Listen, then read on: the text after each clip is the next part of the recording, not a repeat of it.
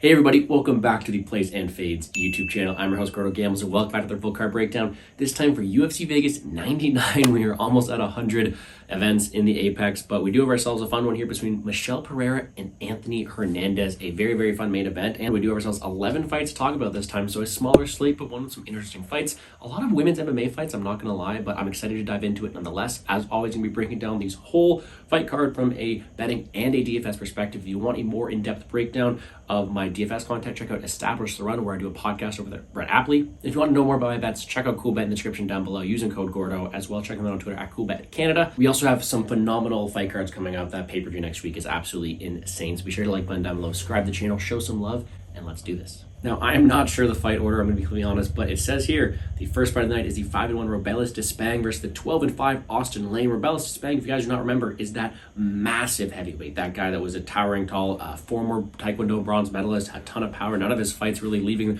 that first minute, and he was on that main card, that UFC St. Louis card. I was there in person, and now a fall from grace, allegedly opening up the card. I think he will be a bit later on, but currently opening the card, and a guy who was a massive favorite last time out against Valdez Cortez Acosta and showed his deficiency. He has not had proven cardio, does not have a proven ground game, but on the feet, he is just so explosive. A ton of power, incredible reach to hit people from anywhere, and just the athleticism and explosiveness to really hurt anybody. Faces 12-5 Austin Lane, a guy who's a former football player, also has a ton of explosiveness, also a pretty good athlete, but definitely not the technician on the feet that Despaigne is. Definitely not that same threat on the feet, but still a guy with decent power, still a guy with a decent grappling game. Shall we get it off? And again, we have seen Despaigne controlled, so that's definitely a possibility, but a guy who's been knocked out in all of his losses, a guy who has been hurt, does slow down as the fight goes on. It just doesn't really seem like a matchup he is supposed to win. I think it's another spot here where they have this huge freak of nature athlete that they want to continue to project towards the top, and I do think Rebellis Despaigne gets it done.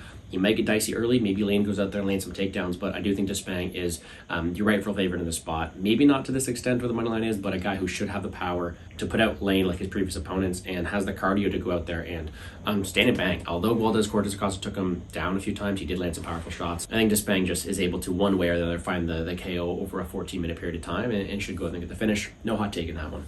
DraftKings wise though, 9.4K biggest favorite on the slate. Again, he has legit first minute KO upside, scored 127 against Parisian, does have a ton of KO activity, whether that be round 1, round 2, but 9.4K, he is really KO or bust. If he gets that second round knockout after being controlled in that first round and scores 80 points, that's not optimal, so extremely risky. I will have a ton of ownership to him though, just because he is such a high ceiling fighter, but a guy who I do expect to win. Should be a fun fight, but one where I think eventually Despaigne does find that KO shot.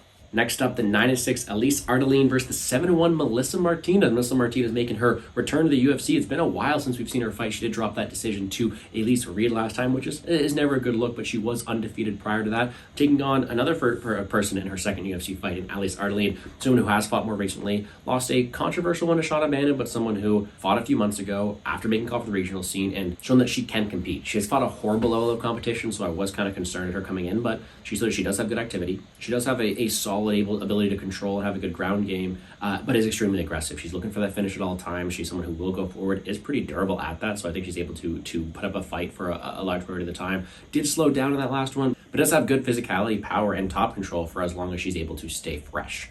Melissa Martinez, like I said, did lose that fight to Elise Reed, did show up maybe a deficiency in the cage control. She is a lighter fighter, a smaller fighter for this division, only 5'2", weighted below the weight limit last time. She seemed to be a smaller fighter, and that kind of played against her, but as long as she's at range, this girl is fast. Very good hand speed, very good kicks, a very good arsenal of weapons from the striking department, someone who is highly decorated there. She had good kicks, good powers, and I do think for as long as this fight is at range, she should be piecing up Elise Ardelean. There's no question about it. I think she is a far more superior striker. The ground game's still a question. The physicality is still a question, but someone who has good cardio, who has good durability, who has good striking, and could really style on someone Ardelean who does have the head on the center line at almost all times. The way the fight's going to play is pretty simple, though. If Elise Ardelean cannot get her hands on Melissa Martinez, cannot push her up against the cage, cannot control her, she's going to get picked apart at range. And I think because of that, we do have a very close line. I did pick towards Melissa Martinez. You know, typically I like to go with my grapplers, but Ardelean is just so hittable at distance. And although Martinez went out there and did lose to Reed, which is never a good look, Reed was able to compete in the striking a way that I do not think Elise Ardelean can. I think Martinez has the hand speed to really put on a beating here, and I do think she wins the striking optics. Of course, probably not going to be playing at our chalk. Ardelean does have a path to going out there, controlling her, pushing up against the cage, and utilizing that physicality. But a spot where, gun to my head, I am picking Martinez despite the size difference. DraftKings wise, I'm not getting to this one. If I were to pick a side, it would be Ardelean, because I do think Ardelean has more grappling opportunities, probably more finish upside as well. But flip side of things, 8.4 Martinez. Is she really going to go out there and score well in a striking-based decision? Not really. Don't see the most finish equity. Do not see the most grappling equity at all. So someone who is a close favorite to win her fight, and someone who does not have the same takedown or finish upside as people around her. So 8.4K, dangerous play for me. I prefer the Ardelean side, if anything, because if she does win, it should come with control time and takedowns. But ended up picking Martinez here. Pretty low level MMA fight, but one where I think Martinez can utilize that striking to victory. Speaking of Elise Reed, we have the 7-4 Elise Reed versus the 14-7 Jessica Penne. Elise Reed is a fighter we mentioned last time, someone who does have some pretty good striking, solid power, pretty good technicality, feet, good karate style that way too, but not the best ground game. She can be controlled, she can be taken down, she can be dominated on the mat, and that's really how she's lost a lot of her fights. Finish in all of her losses too. I'll never forget that loopy loss where she just got power slammed, finished on the mat. Like, Elise Reed is a solid fighter, but when she gets to step up in competition, she gets mauled by anybody who can grapple. She is facing a grappler, I'm not going to lie, and Jessica Penne is someone who is pretty quick at it, good back takes, good ability to go out there and snatch up the neck as well, and does have solid wrestling, but someone who is 41 years old, going to be 42 in a couple months here. Penne's definitely getting up there in age and is definitely past her prime. And what I will say from the rip is if Penne was a couple years younger, if this fight was a few years ago, I would pick her over Elise Reed in a heartbeat. But as she gets older, she's losing a little bit of that speed, and I think she's going to need that takedown and physicality to really win this fight here. Because at distance, I do favor Elise Reed. Elise Reed does have some pretty good striking on the feet. I know she does slow down, but some pretty good striking, good karate base, and she can mix it up if she has to. Her big downfall is that ground game. So although Penne has the reach and although has the wrestling to go over here and cause some problems, I'm scared to pick her. She is getting up there in age. She does definitely have a clear path with that wrestling upside, and I do think a win for Penne looks pretty good. We'll talk about that shortly, but gun to my head, if I had to pick a winner, it'd probably be the fighter here in Reed, who has just better optics, is quicker to it, has over a 10-year age difference, and should be able to win the optics on the feet for as long as it's there. I worry about her ground game, but gun to my head, I would pick Elise Reed. I just would never play her at chalk. That's kind of where we're getting to here on DraftKings. Reed at 8.6 is definitely not someone I'm getting towards. 3 wins in the UFC, 62, 82, 70. Not the best looks there, someone who does not score well on DraftKings, but Penne does have some upside. When Reed is losing, she's getting taken down, she's getting dominated, and Penne has the opportunity to score very well. 107 against Kowalkiewicz, 93 against Marcos. She has takedown upside, she has submission upside, and I do not think a win for Penne comes without some sort of grappling form. So to me, Penne is a solid dog because her path to victory scores very well on DraftKings. When it comes to it though, gun to my head, I did pick the youth and the striking optics of someone like Reed. And what is another lower level WMMA fight? And the third women's fight in a row, 13-6 Jocelyn Edwards, 7-3 Tamiris Vidal. We had 2 fights at 115. We go up a bit heavier here at 135, and this one is the largest favorite of the 3 fights here. Jocelyn Edwards is a pretty large favorite, and it's so weird seeing her at 8.9K on DraftKings because she has historically been a cheaper fighter.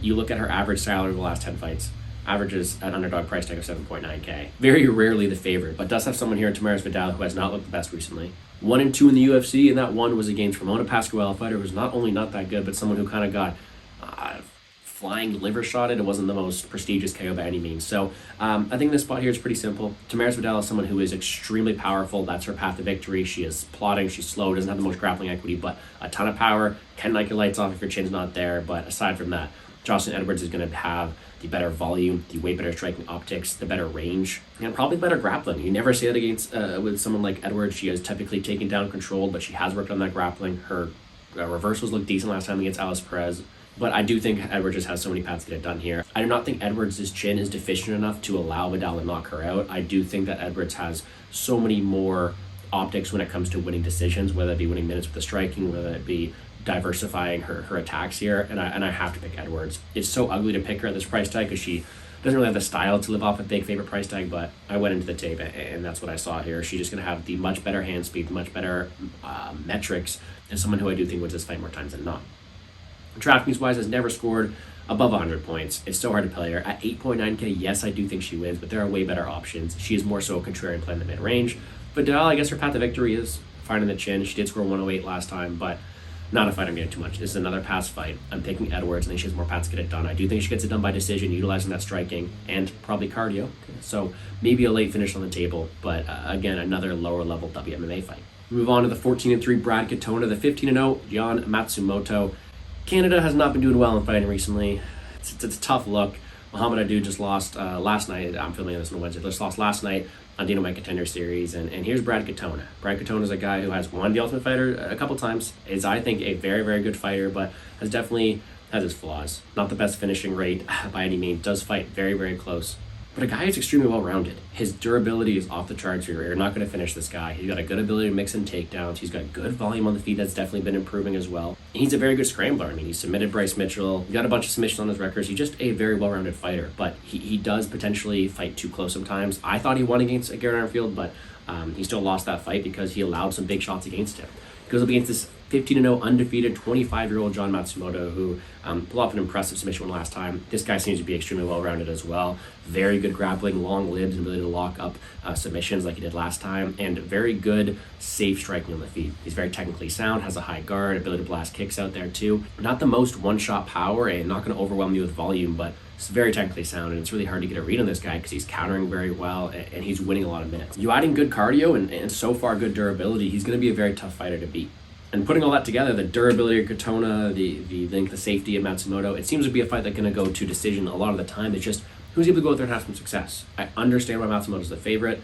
Katona fights too close. In a fight that's going to judges' scorecards, Matsumoto's probably going to have the edge there with his length and his potentially threatening submissions. But at minus 245, I might have to go with Brad Katona here. And before you guys say anything, Canadian bias, I know, guys, I know. They've sucked recently. Brad Katona's probably going to lose too. And I promise this isn't bias related. This is a true read on it. I don't want to lose any more money betting on Canadian fighters, but this line's wide. And hear me out. If this fight's going to decision and John Matsumoto's a minus 250 favorite, what is he doing to live that price tag? He's not finishing Katona, in my opinion. He did lock up a submission last time against Argueta in a fight that he was kind of losing up to that point. He doesn't shoot offensive takedowns, and although he has the opportunity to go out there and land those counter shot, wins the optics on the feet, he doesn't always do that with much authority. And I think that price tag being so wide, it's hard for him to live off that price tag, in my opinion. Katona's going to be the more aggressive fighter. He throws a ton of volume. He's really going to test Matsumoto, is the best opponent Matsumoto has faced, and Argueta showed you can take down Matsumoto. It's hard to hold him down, but you can definitely take him down. And I do think Katona's got solid wrestling, got very good top control, is able to stay safe on top, and able to threaten his own submissions as well. Katona is very well-rounded, and I just think the volume, the pressure he holds in the feet is just enough to make him a very, very live underdog in this situation. So as he reaches plus 200, I think that line gets wide, and I'm going to take Brad Katona here just as a well-rounded fighter. Maybe not the guy you want to bet at chalk, but a guy who's always going to be in the fight due to his durability, due to his well-rounded skill set, and maybe his expertise goes out there and holds him a win here. Let's pick Katona. Because of that, he's a horrible fighter on DraftKings in terms of the fact that he typically always goes to decision, but I do think he has some viability. 7.2K, has wrestling upside, has volume upside, 15 minutes to work, and I do think being the third cheapest underdog, I think he wins way more often than anybody in this bottom range, so he's definitely a lot of underdog to target. Matsumoto, I'm not getting to. Again, I'm picking against him first off, but a guy who does not have the most volume on the feet. I don't think he's getting a finish here. Is not going to shoot takedowns offensively. He just doesn't have the makings of a phenomenal DraftKings score. I much prefer a Despaigne at 9.4. I much prefer a Kyler Phillips at 9.3. I even prefer a Jocelyn Edwards, who at least is going to throw a lot of volume and is going to win at a much higher percentage. He doesn't rate out the best on DraftKings, so a fight I'm not going into towards. Give me Brad Katona, a little bit of an upset here. Should be a pretty fun fight though. And then the prelim headliner, the 19-4-1 Matheus Nicolau versus the 20-2 Asu Almabayev. Matheus Nicolau has been at the top for a while. He is a very, very good fighter who's fought an incredible level of competition, but coming off back-to-back KO losses. His only 3 losses in the UFC have been by knockout, and that's been his deficiency. He is hittable on the mat. He's a phenomenal scrambler. He's got great volume and technicality on the feet as well, and a guy who is just a very good overall fighter who is kind of limited by that chin deficiency. He's facing a guy here in Asu Almabayev who has definitely not had the experience that Nicolau has, but has been looking good. 3 wins so far in the UFC, 6 takedowns, 9 takedowns, then a second round submission. The guy is a very good wrestler, has the ability to take people down, hold them there, threaten position from any angle. He also has some decent striking as well, some good in and out movement. A fighter who just looks to be a very good athlete and have a lot of opportunities to win these exchanges here. He averages almost 7 takedowns for 15 minutes. He is going to push a pace on you. He does have the cardio to withstand it, and he does have some pretty good scrambles down there. He's an overall very good fighter and a very good DraftKings score at that. Matheus Nicolau is probably going to be one to want to keep this on the feet. He can scramble the mat. I don't think he has a bad submission game at all, but he can be stuck down there on the feet, though. I do favor his experience. I do favor his good in and out movement, his good hand speed. But Almabayev is going to be shooting so many takedowns. That's going to not only force Nicolau to work, it's going to force him to potentially be up on his back a few times, but also going to lower those hands, which allow for those powerful shots. Nicolau needs to stay safe because his chin is a big concern. So Almabayev not only has the durability advantage and the wrestling advantage, but the ability to go out and potentially find that knockout shot in his own right. I am going to pick Almabayev. I do think the line's wide. Again, I'm picking the guy. I think he's got a very high future here, but Nicolau's no pushover. He's going to have good jiu-jitsu. He's going to probably be the better minute winner on the feet as well. So a very interesting spot here. Give me Almabayev, but I do think the line is wide. But on DraftKings, I don't care about how wide the line is. 8.7K, Almabayev averages 109 fantasy points, a ton of takedown upside. I think Mateusz Nicolau is going to scramble well, but you add in the wrestling upside, the potential for taking down more times with the ability for Nicolau to get back up, and then the ability to potentially get that knockout on the feet as well. I love Almabayev, a ton of upside, 8.7K, one of my favorite plays on the slate, just because he is such an aggressive wrestler. Nicolau not getting to it too often, because I do think when Nicolau wins, it's a more boring decision. I mean, he does have a 57-point win, a 77-point win, a 70-point win, so more so than Almabayev side, one of my favorite plays on DraftKings because of that wrestling upside, and I will be playing it. Next up, 28-11, Darren Elkins, 28-16, Daniel Pineda. A super fun fight because it's the guy in Daniel Pineda who has 28 wins, 100% finish rate, and all 28 of those wins. There's a guy in Darren Elkins who's nicknamed the Damage, who absorbs a ton of damage and then just continues to get that win in that later round. It's finish or bust in Pineda, and a guy you typically can't finish looks to tire you out. And they are both definitely in an older point of their career, so I think it's a phenomenal matchmaking. 39 for Pineda, 40 for Elkins.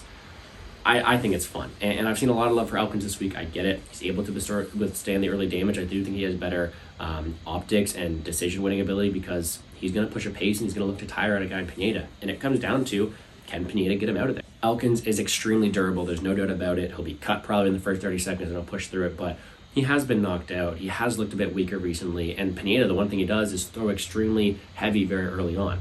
However, with that being said, Elkins going to look for takedowns. He's going to look to push the gas tank at Pineda. And Pineda is really knockout or bust. I will say, though, he does have a good submission game. If he's able to submit the slimy guy in Elkins, Pineda does have the ability to scramble well down there, but it seems like a pretty binary matchup of probably either Pineda early or Elkins late, and that makes it for a very fun one. Pineda, I will say, though, has fought some pretty good level of competition recently. Swanson, Feely, Caceres, Nathaniel Wood, like those are some pretty good fighters, and he's been a big underdog on a lot of them. Now, he sits around evens here against Elkins, and I think I'm actually going to pick Pineda. Elkins is someone who, yes, is probably going to take over as the fight goes on. If you want to live bet him, I don't doubt it. He'll be there in the later rounds. But Pineda's out there hurting Wood, fighting close a lot of these fighters, and Elkins going to be the slowest opponent he's fought yet. He's going to have the opportunity to land that power we know he has on a guy in Elkins who's just going to look to take it. And sometimes, especially as you get older, sometimes you just can't take the damage as much. So I think Pineda has a ton of finish upside early. He is extremely explosive. He is going to be the faster striker. He is going to have some ability to throw submissions on the mat as well. But as the fight goes on, Elkins going to take over. Not my most bullish read, but I did end up picking Daniel Pineda here. I love Elkins, but it just seemed like as the age goes on, the slower he gets, the more damage he's going to accumulate, and sometimes it just gets to be too much. So give me Daniel Pineda. On DraftKings, though, one of my favorite fights of the entire slate. Like I mentioned, either Pineda early, scoring pretty well in a first-round knockout. I mean, scored 102 against Lutz, 137 against Burns, 103 against Lawrence, right? Those are all very good scores. Whereas if Elkins winning later, it's with pressure, it's with pace, it's with takedowns. He scored 110 against Brown, 117 against Connolly, 121, 124. His last four wins, all above 110 points. That's a phenomenal score, 8K.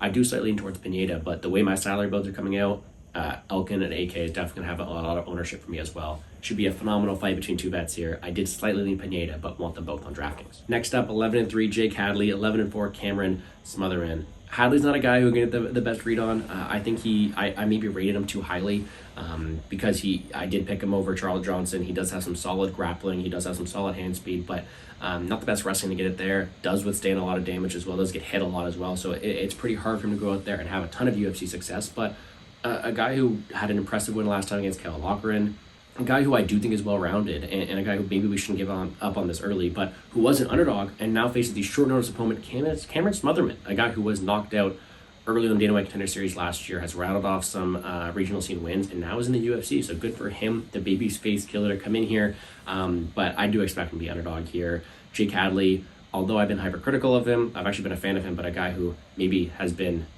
shorted by the MMA community here is a guy who is just extremely well-rounded. Solid jiu-jitsu, decent takedowns, and very, very good volume on the feet. He showed good pressure last time and is able to go out there and take a punch as well. He's just very well-rounded, and with the jiu-jitsu game he holds, with the forward pressure and volume he's going to land here, I just think you have to pick him on short notice here. Cameron Smotherman does have some very good range, is very strong, powerful striker on the feet as well, with some good length.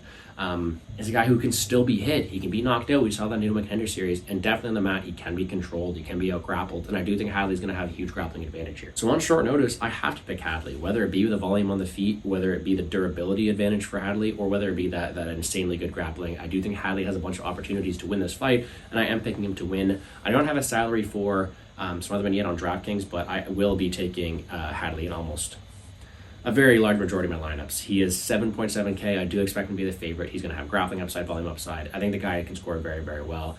Has not scored the best in the last win, but before that, 104 against Gordon, 109 against Candelario. Finish upside, opponent on short notice, a ton of volume, ton of takedown upside. 7.7K. I love Hadley this week. He's going to be extremely popular, but how can you not play the guy, right? So give me Jake Hadley. Should be a fun fight. Shout out to Smotherman taking on short notice, but I do think Hadley holds the advantages here. Next up, 16-6 Sumudaerji versus the 16-6 Charles Johnson. Identical records, and this should be a really fun fight. The surging Charles Johnson, as maybe not getting the most love from me. I'll be the first one to admit it. Pick Jake Hadley against him. I think I picked Joshua Vanna against him as well. All power to you. Shout out to Charles Johnson for getting the wins recently. He's looked good. He's looked aggressive. He's gotten knockouts. There's been a big knock on him. And he reps St. Louis, so I got to cheer for the guy a little bit, right? But he's taking a guy here in Sumudaerji, a guy who's been in some extremely exciting fights. That fight against Matt Snell, never forget it. It's been interesting because he hasn't had the best luck inside the UFC, but a guy who I think is pretty talented, and they're going to give each other the fights they both want. Charles Johnson is a cardio-based striker who has good volume, not the most power, but the good ability to strike on the feet with forward pressure, very good get-up game. It's easy to take down, but a very good ability to get back up. And someone who can wrestle when his opponent is deficient in that area. Sumudaerji is just this powerful striker. He's got great volume, great range, great technicality as well.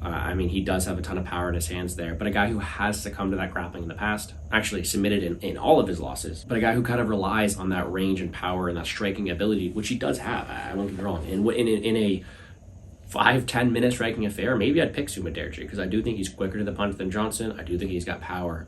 But when your style really predicates on that power, landing those bigger shots, and winning the moments like that, and you're facing Charles Johnson, it's not going to go the best because Charles Johnson is extremely durable, never been knocked out. He's got very good cardio, and I do think he has that edge over Sumudaerji. And in a fight like this, although Charles Johnson doesn't like to wrestle all that much because he's usually the better striker, he can wrestle. He can land takedowns. He can threaten that position of stall against the cage, and I do think he's able to do that here against Sumudaerji.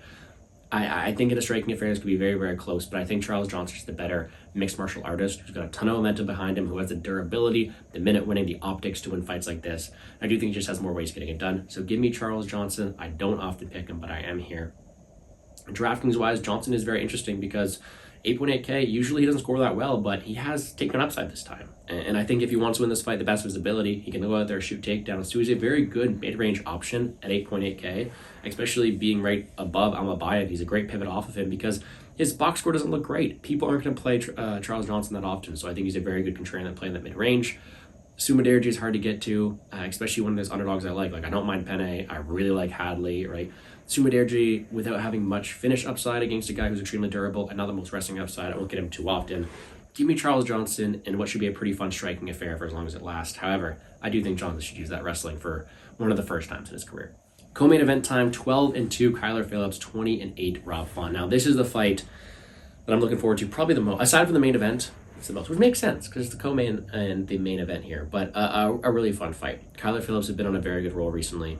Only loss coming to Paiva in a controversial one, but a guy who has wins over Munoz, Barcelos, like a guy who has just done really, really well. He's super explosive. He's fun to watch. Entertaining kicking style. Very good athleticism and explosiveness. A good ability to go out there and wrestle and grapple as well. He's landed 15 takedowns in 7 fights, but a guy who has shown cardio deficiency, a guy who has definitely a little bit more to see from him, but fights out of a great gym, has a great style, and is a very entertaining one here for the UFC. He faces Rob Font, who has been at the top for a while. He's 1-4 in his last 5, which is not the best look, but those losses are coming to Jose Aldo, Cheeto Vera, Corey Sandhagen, and Davison Figueiredo. And 3 of them were main events too, so you cannot really fault the guy. The guy is an extremely active, extremely fun boxer, right? He landed 273 strikes there against Cheeto Vera.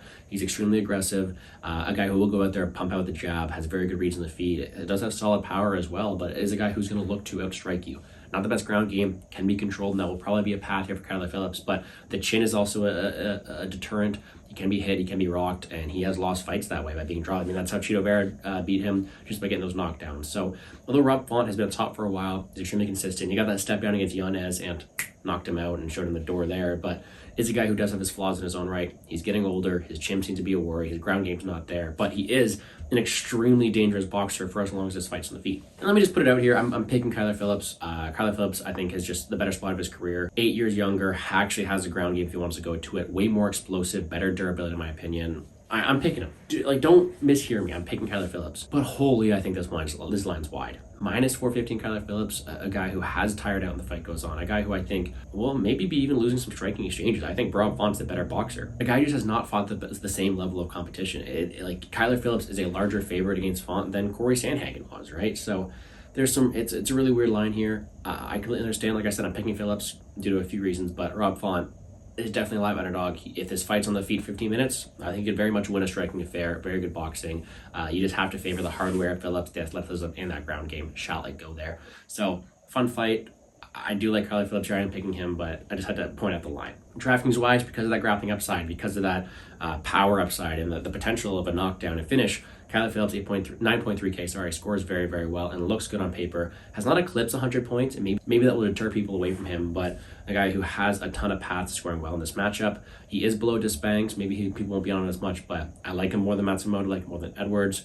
I think he's a very good option in this top range, and I will be getting to him. Rob Font is my punt play this week, 6.9K with as much volume as he has, and I think the line's wide. I would be playing him. Has scored over 113 points in his last 3 wins, scored 114 points in a loss there. So ton of volume, ton of upside. I am picking Kyler Phillips. We'll be playing on DraftKings, but interesting one. I don't think I'll be playing Kyler Phillips at chalk. And then the main event, the 13-11 Michel Pereira, 12-2 Anthony Hernandez. This fight's amazing, and I've made money betting both these fighters. I love both these fighters. They're my favorite ones to back here, but they both bring extremely different styles. Michel Pereira is one of my favorite fighters to watch, and a lot of my friends too. I'll have people over watching UFC for the first time, and they'll be like, oh my god, who's this dude doing backflips and dancing and just like getting these first round finishes recently too. He's a fan favorite, everybody loves him. And then you got the hardcores that love Fluffy. I love Fluffy Hernandez too, that wrestling style, that pace, the ability to break people. He's super fun to watch, and I think this is a great matchmaking bout here, but one where it's gonna look pretty binary. If Michel Pereira is winning recently, he's doing it early on. Last 3 wins are all first round finishes. Before that, he didn't really get many finishes at all. He was more so a optics guy, dancing, winning those strikings, in and out movement, but he's shown power recently. He's shown a submission game, and he's definitely showing improvement. I think this is the best version of Michel Pereira we have seen. Not only is the guy entertaining, but extremely durable, very good volume on the feet as well, good in and out movement, and the power is definitely there. He does also have a pretty good submission game, although he's definitely not going to want to wrestle here. If he does wrestle, it's probably because he does a backflip onto somebody and illegally needs them, but we're not going to talk about that. But a guy who's just super fun to watch and is looking like a recent early threat. The way he's lost in the past has been to a cardio dump, so it's a super interesting dynamic here because he is facing a guy, Anthony Hernandez, who wins these fights later in rounds, right? 6-fight winning streak and 5-fight winning streak, and 4 of them are second or third round finishes. The guy is just a constant wrestling threat, is always going out there shooting takedowns. Very good top control, threatening submissions, threatening ground and pound, is just suffocating pressure, and really looks to instill his will into you, right? Go out there, threaten the neck, take you down. If you get back up, take you down again. Great cardio. That is his best base, and he really looks to go out there and drain people. That style translates so well on DraftKings. We'll talk about that shortly, but it seems to be pretty simple. It's either Michel Pereira early, knocking out Hernandez. Hernandez's 2 losses in the UFC have both come early on, especially that blow to the body there against Holland. I think if Michel Pereira is winning, it's probably knocking out Anthony Hernandez early. However, if I think Hernandez winning, it's probably him late, hitting on that gas tank of Pereira. Pereira is so explosive, you can tire him out. So Pereira early, Hernandez late. Either way, the winner's going to score well on DraftKings. Pereira as an underdog is very enticing, scoring really well in his last 3 fights, and I do think he has early knockout power, but Hernandez just speaks my name, right? 107, 115, 120, 117, 134. Those are his last wins. He scores very, very well, very aggressive. He's winning this fight, he's scoring a ton of takedowns. Hernandez could break this late and win. Now, the pick I'm torn on. It's a very, very close fight. I love Hernandez, I love Fluffy, and the later this fight goes, he'll probably get there. But I'm actually going to side with Michel Pereira here on this one. I was surprised to do so because I love Hernandez so much, but Pereira seems to be on a roll. He's landing these powerful shots. I think he has the physicality and the explosiveness to keep Hernandez off of him early at least, and probably land the better shots in the feet. The fact that he also has a pretty good opportunistic submission game, and I just think he's able to threaten multiple ways to get back up and land the more damaging shot in the feet, especially the way he's rocked the body, and we have seen Hernandez hurt before. Pereira just seems very explosive early on. It's pretty simple. I'm picking Pereira early, but if this fight gets past round 1 or 2, I'm live betting Hernandez, so pretty good optics that way. Minus 750 inside the distance. Pereira early, Hernandez late. Love them both on DraftKings. Picked Pereira, but we'll probably have more Hernandez on DraftKings. Funny how that works just because of their styles. But super close fight. I'm not bullish on either side. I might just sit back and enjoy it because it is such a good one. Great main event, great matchmaking, but that's going to do it for us here on the Plays and Fades YouTube channel. Let me quickly run you through my quick picks. We're taking Michelle Pereira, Kyler Phillips, Charles Johnson, Jake Hadley, Danielle Pineda, Asu Almabayev, Brad Katona, Jocelyn Edwards, Elise Reed, Melissa Martinez, and Robilise Despaigne. DraftKings-wise, a very small slate, so let's just go individually through my plays here. I love Despaigne up top. In the mid-range, Almabayev is probably my favorite play the entire slate. If you want to get different, Phillips and Johnson, good options up top. Mid-range, those two fights are going to be in a ton of my lineups. Hernandez, Pereira, Pineda, Elkins. I lean towards maybe the Elkins-Hernandez combination, but I picked Pineda, so you can go through the combination any of those four. They're all going to score very, very well. Hadley's my favorite underdog and will be my highest owned fighter on the slate because salary mismatch, he won't be an underdog fight time. And then underdog-wise, I think Brad Katona has a ton of volume and takedown upside. Penne, if she wins, is going to score very, very well with the wrestling upside as well. So should be a fun one. Betting-wise, I'm not locked to anything else. Make sure to check me out on Twitter @GamblesGrower to see if I do post any of my bets, which I will post there for free, or check out CoolBet, or maybe we'll even have some plays boosted. Check it out in the description down below using code GORDA. But that's going to do it for me here. Make sure to hit the like button down below. Subscribe to the channel. Phenomenal card last week. I'll be wearing my Max Holloway gear. It should be fun. I appreciate everybody for tuning in. I wish you all the best of luck on your DraftKings betting endeavors, and let's make some money, guys.